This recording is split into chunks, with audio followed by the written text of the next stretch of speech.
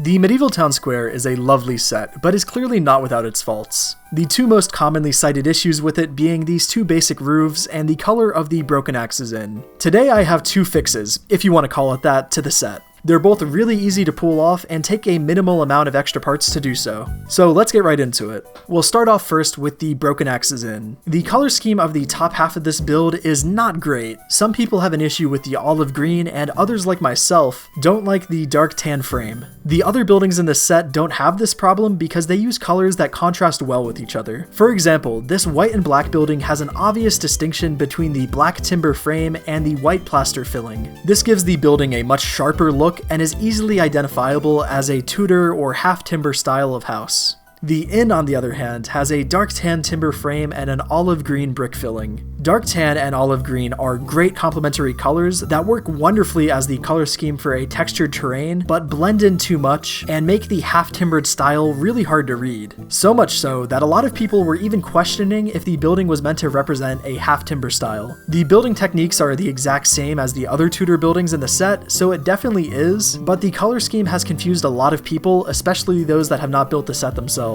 And I don't blame them. The color scheme is really strange, and I'm honestly surprised that it even made it into the final set. But thankfully for us, it's really easy to modify the set to whatever colors you like. Today I'm going to swap the dark tan frame out for brown. This look has a lot more contrast with the olive green and gives us way more definition to the frame of the building. You can now tell that it is in fact a half-timbered house with the contrast that's gained from the brown color. The pieces that you need to make this swap are really easy to come by for the most part. You're mainly going to need 1x2 plates and tiles and these 1x4 jumper-ish plates that are a little harder to find. I have left the floors in the original dark tan color to stay consistent with the other half of the building, but you could totally swap these out for brown if you'd like. I think this swap makes the inn look a million times better, and I really recommend you all try this. But the best part of doing the swap is that you now have a ton of extra dark tan plates and tiles that you can use for our next modification to the set. As previously mentioned, the other big issue with this set from a displayability standpoint is that these two roofs are very basic looking. The plain studs and few claw pieces makes it feel like these roofs were an afterthought and really don't mesh well with the rest of the set's aesthetic. For the cheesemaker's house, we now have a bunch of dark tan pieces that we can now decorate it with.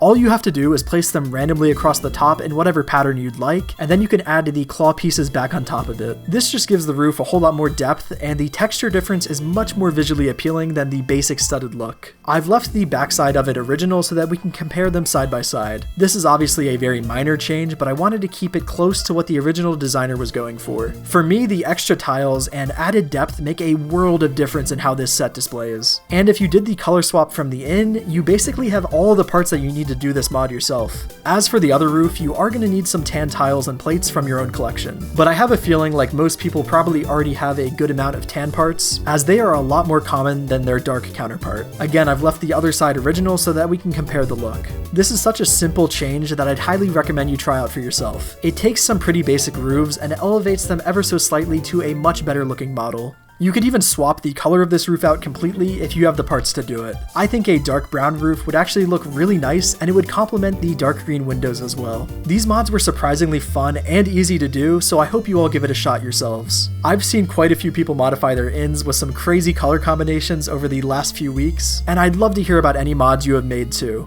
So please let me know what you think in the comments below, and as always, thank you so much for watching.